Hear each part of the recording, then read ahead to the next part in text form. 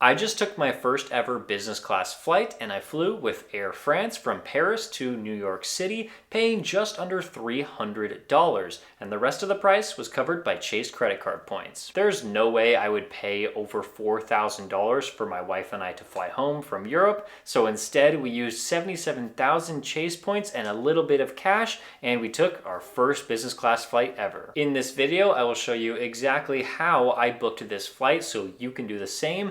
And let's start off with talking about why I chose Air France for this redemption, and then we'll move towards that actual redemption process. I've traveled to Europe and back to the United States quite a few times since I got involved with credit card points and how I could use those for reduced travel or sometimes even free travel. And I have really found that the Air France loyalty program is an extremely solid way to get from the US to Europe or back to the US. Air France actually shares their loyalty program with KLM, another airline that is based in the Netherlands. Their loyalty points are pooled together, known as Flying Blue Miles, and you can use these miles to either book Air France or KLM, and usually you can just find the absolute lowest price and then book your flight. This is great for me and my wife because we don't really care which airline we fly on because usually we're sitting in economy, and so it's really the same product either way. But now that we're flying business class, we'll have to see if Air France actually does a good job, or maybe we'll just have to test out other business class flights around the world and see what can top Air France. Now that we were ready to not just sit in economy, where sometimes we can get flights for 11,000 points,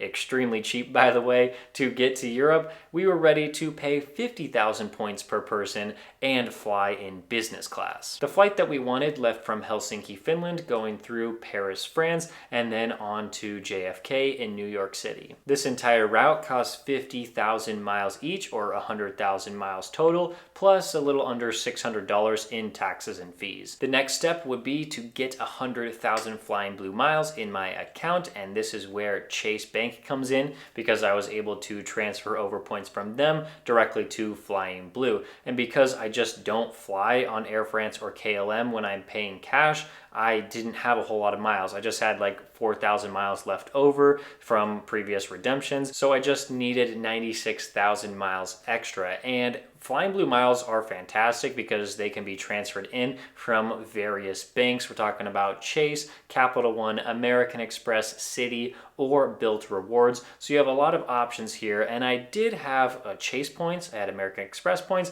and I had Capital One. So I just had to figure out which bank I would be transferring points over to Flying Blue miles. And it turns out that there was actually a transfer bonus at the time, and that was coming from Chase, 25% transfer boost. And so that means I wouldn't have to transfer over 96,000 miles, but it would actually be less than that at 77,000 points. If you don't know how to earn these 77,000 Chase points, I'll explain it pretty quickly here. So basically what you want to do, of course you can put spend on the Chase cards that you already have, but that's going to be a slower process than what I'm about to describe. Basically, you just want to sign up for a new Chase card. And if you can't pay your credit card bills in full and on time every single month, then maybe the strategy for getting Flying Blue miles might not be for you, but for everyone else that can pay their bills on time, for sure, guaranteed, then you could sign up for a new credit card. I would recommend signing up for the Chase Sapphire Preferred, the Chase Sapphire Reserve, or some business cards if you're comfortable doing that,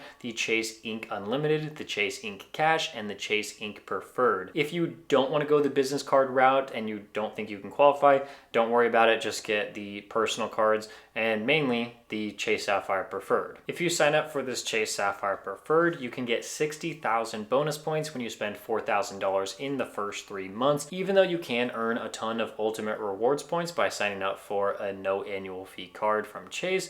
You are not going to be able to transfer out to airline and hotels from just these no annual fee cards. You will need either the Chase Sapphire Preferred, the Sapphire Reserve, or the Ink Preferred, one that does have an annual fee that you can use for those airlines and hotels. I used my Ink Business Preferred card to transfer out my points to Air France, but you can earn Chase points on any card you feel comfortable with, and I do have a link below in the description that is going to take you to all of my card referral links, and then you can find the Chase cards in there and sign up for a card and start earning points. Now that I completed completed that transfer from Chase, I went over to the Air France website and I saw that we did have over 100,000 Flying Blue miles in that account. And we also saw that the transfer bonus gave us almost 20,000 additional points just for transferring during a boost period. Chase, American Express, and all the other banks, they typically run promotions every once in a while, but it isn't common that you are going to be transferring during a bonus period. But I'm so grateful that I did, because that means that 77,000 Chase points turn into 100,000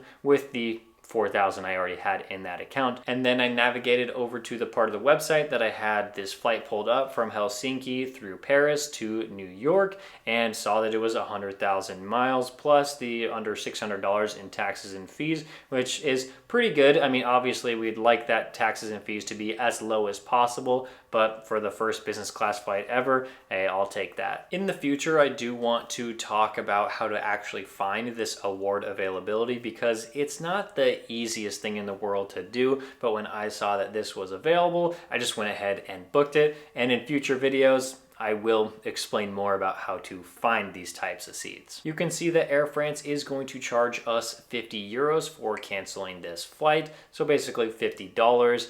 It's going to take a lot for us to cancel this first ever business class flight, because we were pretty set on it once we found this really good deal. Moving on to the next screen, this is where I put in all of the personal details. And then once we got that figured out, then we had to enter our payment card to pay those almost $600 in taxes and fees. And then we moved on and we were able to select our seats. And for the first time ever, we were able to pick a seat right near the front of the plane. The first plane isn't that great. I mean, business class is not going to be fantastic on like that first 2-hour flight from Helsinki to Paris. And so we just booked row 2. What ended up happening was they basically were economy seats, but we had the middle seat completely open, and so it was so nice to spread out even if we weren't in a lie flat seat. But on the second flight, oh man, that lie flat seat is so great, and I'm so excited to bring another video to this channel about this in the next video.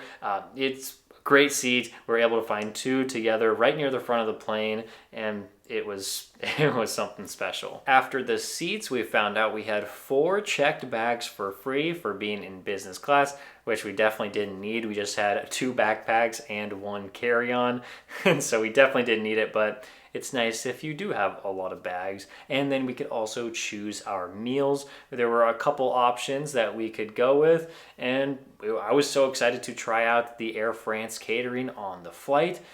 You'll see how I feel about that in the next video. And then we moved on to the next thing. Now that the business class flight booking was confirmed, I wanted to calculate the cents per point I got for my Chase points. This is just a calculation that people use to see if they're getting good value for spending their points. Anywhere above a 2 cents per point is pretty good, so let's see if I hit that. First, I want to take the original cash fare of this ticket, and that would be $4,174, and then you subtract the taxes and fees that came out of this, and I'm just doing it total for the 2 tickets, so $4,174 minus the almost $600 in taxes and fees, and I like to multiply that by 100 to see how many cents we actually spent for this flight, and then divide that by the total points cost. So if we were calculating the Flying Blue miles, that would be divided by